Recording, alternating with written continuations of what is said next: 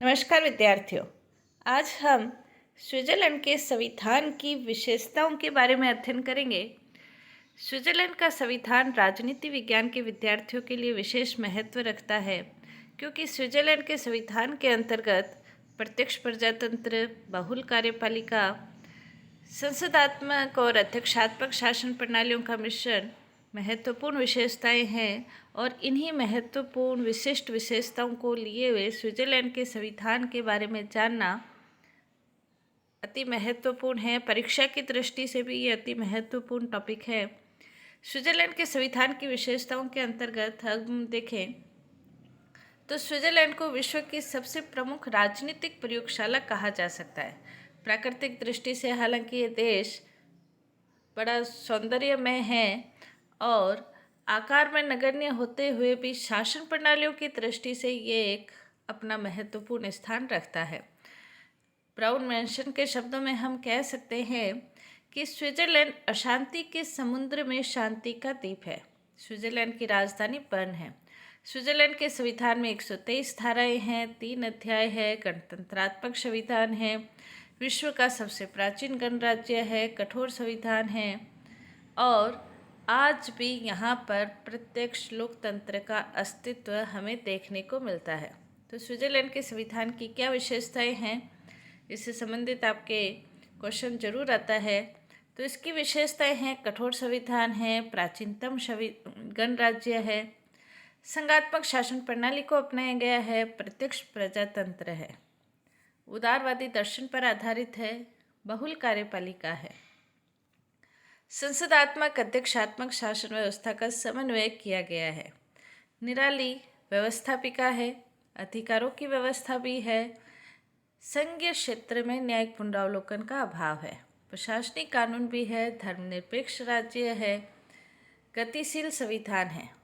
इन सभी विशेषताओं का डिटेल में हम अध्ययन करेंगे। पहली विशेषता, निर्मित और लिखित संविधान। स्विट्जरलैंड का संविधान 1848 में तैयार किया गया था और वर्तमान जो संविधान है वो 1998 में निर्मित किया गया, जो 1999 में लागू किया गया। वर्तमान संविधान में 195 धाराएं, 4 अध्याय है। उदाहरण के लिए स्विट्जरलैंड के संविधान में अनेक ऐसी बातों का भी उल्लेख है जो कि संविधान की दृष्टि से संवैधानिक नहीं है, जैसे मछली मारना, शिकार करना, जुआ खेलना। लेकिन इसके अंतर्गत जो भी स्पष्ट किया गया है वो कुछ परंपराओं के साथ विकास भी हुआ है। यानी कि कह सकते हैं कि लिखित संविधान है, लेकिन वर्तमान संविधान के अंतर्गत कुछ परंपराओं का भी विकास हुआ है। कठोर संविधान है, संघात्मक शासन व्यवस्था को अपनाया गया है, इसलिए संविधान का रूप कठोर होना स्वाभाविक है। संवैधानिक संशोधन के लिए जो साधारण प्रक्रिया है, विशिष्ट प्रक्रिया, उस आधार पर संविधान को कठोर लचीला कहा जाता है। स्विस संविधान कठोर संविधान है, लेकिन इतना कठोर नहीं जितना अमेरिका का। कठोर इसलिए है कि वर्तमान समय तक 57 संशोधन हुए हैं लगभग। प्राचीनतम गणराज्य है। स्विट्जरलैंड की गणतंत्रीय व्यवस्था विश्व की सबसे पुरानी व्यवस्था है। यह राजतंत्र और निरंकुश तंत्र का बोलबाला था, तब यहाँ पर गणराज्य था। इसीलिए रेपार्ड एक विद्वान जिन्होंने ये कहा है, स्विट्जरलैंड युगों से गणतंत्र रहा है। प्रत्यक्ष प्रजातंत्र का श्रेष्ठ उदाहरण कहा जा सकता है। वर्तमान समय में जब विश्व के अनेक देशों में प्रत्यक्ष प्रजातंत्र को अव्यावहारिक माना गया है, क्योंकि जनसंख्या बढ़ गई है, जनता अपने प्रतिनिधियों के माध्यम से ही शासन कार्यों में भाग लेती है, वहाँ स्विट्जरलैंड में आज भी एक पूर्ण कैंटन और 4 अर्ध कैंटन में प्रत्यक्ष प्रजातंत्र है और इसके साथ ही लोक निर्णय, जनमत संग्रह, इनके द्वारा भी जनता शासन कार्यों में प्रत्यक्ष रूप से भाग लेती है। इसीलिए विद्वान जुर्चर ने ये कहा है, गत वर्षों में स्विट्जरलैंड और प्रजातंत्र समान स्तरीय हो गए हैं। जहाँ 4 अर्ध कैंटन और 1 पूर्ण कैंटन में प्रत्यक्ष प्रजातंत्र है, यानी कि जनता स्वयं भाग लेती है। दूसरों में लोक निर्णय, आरंभक, इनके माध्यम से जनता भाग लेती है, इसलिए प्रत्यक्ष प्रजातंत्र कहा जाता है। और प्रत्यक्ष प्रजातंत्र के 3 तत्व जनमत संग्रह, प्रारंभक और प्रतिनिधियों को वापस बुलाना, वो वहाँ विद्यमान है। इसीलिए एरिक कॉलहर ने कहा है, स्विट्जरलैंड में प्रजातंत्र संपूर्ण जीवन का सार है। इसमें जीवन की सभी विभिन्नताएं प्रजातंत्र से उत्पन्न हुई हैं। कहा जाता है स्विट्जरलैंड के रक्त और अस्थियों में प्रजातंत्र समाहित है। इस तरह का क्वेश्चन आ सकता है, तो एरिक कॉलहर की कोटेशन आपको अच्छी तरह याद करनी है। बहुल कार्यपालिका है। कार्यपालिका की विशिष्ट विशेषता है, यहाँ पर स्विट्जरलैंड में एक संघीय सरकार है, उस संघीय सरकार में 7 सदस्य है, सातों की शक्तियाँ समान हैं, इसीलिए इसे बहुल कार्यपालिका कहा जाता है। हालांकि प्रतीकात्मक रूप से स्विट्जरलैंड के अंतर्गत एक राष्ट्रपति है, लेकिन सातों सदस्यों में से जो राष्ट्रपति है उसकी शक्तियाँ अन्य सदस्यों से किसी भी प्रकार ज़्यादा नहीं हैं। प्रतीकात्मक रूप से वो राष्ट्रपति है। सातों सदस्य किसी न किसी विभाग के अध्यक्ष होते हैं, लेकिन सातों की शक्तियाँ समान होने के कारण इसे बहुल कार्यपालिका कहा जाता है। प्रशासनिक कानून पर आधारित है। प्रशासनिक कानून का मतलब प्रशासनिक अधिकारियों और जनसाधारण के लिए पृथक पृथक न्यायालय हैं। इंग्लैंड विधि के शासन के लिए जाना जाता है। स्विट्जरलैंड के अंतर्गत यूरोप के अन्य देशों की भांति प्रशासनिक कानून को अपनाया गया है। धर्मनिरपेक्ष राज्य है। धर्म के आधार पर राज्य किसी के साथ कोई भेदभाव नहीं करता। साथ ही सभी नागरिकों को धर्म और पूजा की स्वतंत्रता दी गई है। कैंटन यानी कि स्विट्जरलैंड के अंतर्गत राज्यों को कैंटन कहा जाता है, उनके लिए पृथक संविधान है। गणराज्य है। विश्व का सबसे प्राचीन गणराज्य है और इसकी तारीफ सभी राजनीति शास्त्री करते हैं। प्रत्यक्ष सार्वभौमिकता का सिद्धांत स्विट्जरलैंड के लोकतंत्र की रक्षा करता है। स्विस संविधान अपने ढंग का संघीय विधान है। उपसंघ कहकर संबोधित कई लोग करते हैं, लेकिन यह पूर्णतः संघीय है, जिसकी अपनी विशेषताएं हैं। जैसे संघात्मक शासन की विशेषता होती है कि वहाँ लिखित संविधान है, तो ये स्विट्जरलैंड के अंतर्गत भी है। विवाद को निपटाने के लिए निष्पक्ष न्यायपालिका है, तो ये वहाँ पर भी है। 19 कैंटन, 6 अर्ध कैंटन हैं। संघीय व्यवस्था के अनुकूल वहाँ पर दोहरा शासन है। तो ये सारी विशेषताएं होने के कारण उसे संघात्मक शासन कहा जा सकता है। कैंटन का संविधान गणतंत्रात्मक ही होता है। जनसाधारण के मत से इसमें संशोधन हो सकता है। कैंटन की शक्ति और स्वायत्ता हालांकि नगण्य है, लेकिन अवशिष्ट शक्तियां कैंटनों के पास ही हैं, जिन्हें पालन कराने की जिम्मेवारी कैंटनों की होती है। कई संघीय सभा यानी कि जो व्यवस्थापिका कार्य कानून बनाती है, उनको पालन कराने की जिम्मेवारी भी कैंटन की ही है। लेकिन स्थानीय लोकतंत्र से जुड़े स्विस कैंटनों में बड़ी गहराई तक ये पहुंची हुई है। केंद्रीय शासन चाहे कितना ही मजबूत हो, लेकिन उसकी जड़ें यानी कि उनकी जो जड़ें हैं प्रजातंत्र की, संघात्मक शासन की जड़ें कैंटनों तक है, तो अपने ढंग का ये संघात्मक शासन है। न्यायिक पुनरावलोकन शक्ति है, लेकिन संघीय क्षेत्र में इसका अभाव है। जो सर्वोच्च न्यायालय है वो कैंटन के बनाए हुए कानूनों को ही अवैध घोषित करता है। संघ के कानूनों को अवैध घोषित करने का अधिकार जनता के पास है। इसलिए न्यायिक पुनरावलोकन सीमित रूप में अपनाया गया है कहा जा सकता है। नागरिकों के अधिकार है। अधिकार पत्र नहीं है, लेकिन प्रथम अध्याय में कई ऐसे अनुच्छेद हैं जिनके आधार पर हम कह सकते हैं कि स्विस नागरिक अनेक अधिकारों का प्रयोग करते हैं। जैसे कानून की दृष्टि से समान है, प्रारंभिक शिक्षा अनिवार्य है, और संघ अगर कोई नहीं करता, सरकारी स्कूलों में कोई भेदभाव होता है तो उसके विरुद्ध कार्रवाई होती है। व्यापार उद्योग की स्वतंत्रता है। नागरिक जन्म से ही बन जाता है, कोई उसे निर्वासित नहीं कर सकता है। किसी भी क्षेत्र में निवास किया जा सकता है। अंतःकरण की स्वतंत्रता है। प्रेस की स्वतंत्रता है। समुदाय और संघ की स्वतंत्रता है। याचना करने की, पिटिशन राइट, याचिका दायर करने की स्वतंत्रता है। एक कैंटन दूसरे नागरिक के साथ वैसा ही व्यवहार करता है जैसा वह अपने नागरिकों के साथ करता है, यानी कि एक राज्य दूसरे राज्य के साथ भेदभाव नहीं कर सकता।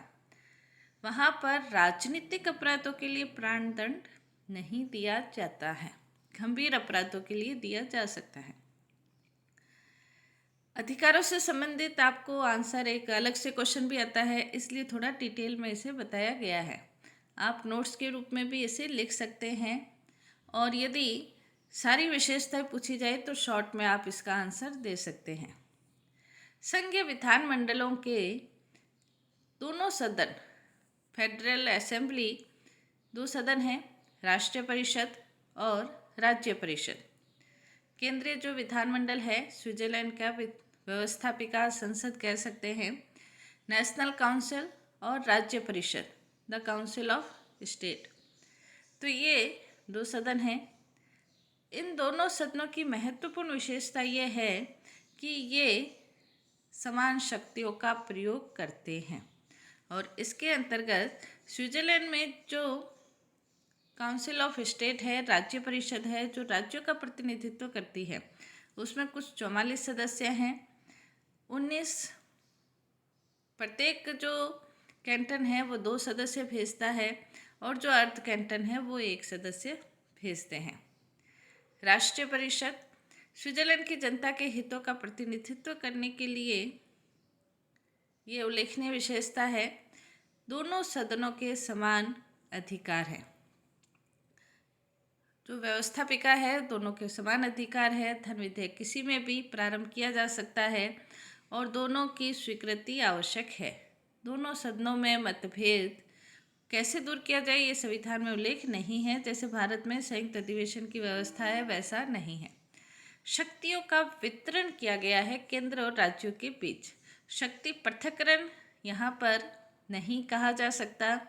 शक्तियों का वितरण केंद्र और राज्य यानी कि कैंटन के बीच किया गया है। कुछ संघात्मक शक्तियाँ केंद्र को प्रदान की गई हैं। केंद्र और कैंटन दोनों को समवर्ती अधिकार भी है। अवशिष्ट शक्तियाँ इकाइयों यानी कि कैंटनों के पास है, अमेरिका के संविधान के अंतर्गत। भारत में अवशिष्ट शक्तियाँ जैसे केंद्र के पास है, स्विट्जरलैंड में कैंटन के पास है। विधायी शक्तियों के अतिरिक्त केंद्र और कैंटन प्रशासनिक शक्तियों का भी विभाजन है। किसी कैंटन में शांति भंग होने की स्थिति में केंद्र हस्तक्षेप कर सकता है, और कैंटन के विधानमंडल को भी वो निलंबित कर सकता है, यानी कि केंद्र को सर्वोच्च रखा गया है। संघीय न्यायालय की सीमित शक्तियां हैं। सीमित शक्तियों का मतलब यही है कि यह संविधान का संरक्षक नहीं है, सिर्फ कैंटन के द्वारा बनाए गए कानूनों को ही अवैध घोषित कर सकता है, और संघीय जो ये व्यवस्थापिका है उसके विधानमंडलों को, कानूनों को अवैध घोषित करने की शक्ति यहाँ जनता के पास है। स्विट्जरलैंड के संविधान की एक और विशेषता, यहाँ संसदीय और अध्यक्षीय प्रणालियों का मिश्रण किया गया है। ये ब्रिटेन की तरह न तो संसदात्मक है और न अमेरिका की तरह अध्यक्षात्मक है। इन दोनों ही प्रणालियों के गुणों को ग्रहण किया गया है। जैसे ब्रिटेन की तरह जो कार्यपालिका के सदस्य हैं वो विधानमंडल की कार्यवाही में भाग लेते हैं, विधेयक रखते हैं, प्रस्ताव भी रखते हैं, प्रश्नों के उत्तर भी देते हैं, और विधानमंडल के प्रति उत्तरदायी भी होते हैं। तो ये व्यवस्थाएं संसदात्मक शासन प्रणाली की तरह है। दूसरी ओर अमेरिका की कार्यपालिका की तरह स्विस कार्यपालिका के सदस्य विधानमंडल के सदस्य नहीं होते हैं। सदन के मतदान में भी वो भाग नहीं लेते हैं। साथ ही कार्यपालिका का जो कार्यकाल है, जो बहुल कार्यपालिका है, जिनका कार्यकाल अमेरिका की तरह 4 वर्ष के लिए निश्चित है। इस प्रकार कार्यपालिका में उत्तरदायित्व और व्यक्तित्व दोनों ही गुणों का समावेश कहा जा सकता है। प्रत्यक्ष प्रजातंत्र है, प्रत्यक्ष रूप से अपने प्रतिनिधियों के माध्यम से नहीं बल्कि प्रत्यक्ष रूप से शासन कार्यों में भाग लेती है और यहाँ के नागरिकों को जनमत संग्रह, लोक निर्णय, आरंभक और प्रतिनिधियों को वापस बुलाने का भी अधिकार प्राप्त है और प्रत्यक्ष लोकतंत्रात्मक पद्धतियों को वहाँ पर सफलतापूर्वक अपनाया गया है। प्रत्यक्ष लोकतंत्र क्या है, इसके बारे में अलग से वीडियो है, वो आप ज़रूर देखें। उदारवादी विचारधारा से अनुप्राणित है। यहाँ पर उदारवादी विचारधारा के अनुसार स्वतंत्रता, समानता, धर्मनिरपेक्षता इनको अपनाया गया है। कानून की दृष्टि में सभी समान हैं। कहा गया है प्रकाशन, भाषण, संघ बनाने की स्वतंत्रता है। ये सब उदारवादी तत्व देखे जा सकते हैं। स्विट्जरलैंड की एक और विशेषता, यहाँ अनेक जाति, अनेक धर्म, अनेक संप्रदाय, भाषाएं हैं, लेकिन फिर भी यहाँ पर राष्ट्रीय एकता पाई जाती है। विषमताएं, विविधताएं राष्ट्रीयता में बाधक नहीं बल्कि सहयोगी है। शासन की दृष्टि में सभी धर्मों को समानता है। विरोधी भावनाओं का पूर्ण निराकरण यहाँ किया गया है। सरकारी सेवा अन्य किसी भी प्रकार से धार्मिक आधार से परे है। तो विविधता में एकता इसकी विशेषता है। संघात्मक शासन प्रणाली है। स्विट्जरलैंड को राज्य मंडल घोषित किया गया है, संघ राज्य नहीं। लिखित संविधान, कठोर संविधान है। शक्ति का विभाजन है, न्यायपालिका है। इन सभी आधारों पर हम कह सकते हैं कि स्विट्जरलैंड में संघात्मक शासन व्यवस्था है। तो ये स्विट्जरलैंड के संविधान की विशेषता थी। आप सभी साथ साथ नोट्स बनाएं और साथ ही इसे पढ़ें और समझने का प्रयास करें। एग्ज़ाम की दृष्टि से महत्वपूर्ण वीडियो है। आपने अध्ययन किया, धन्यवाद।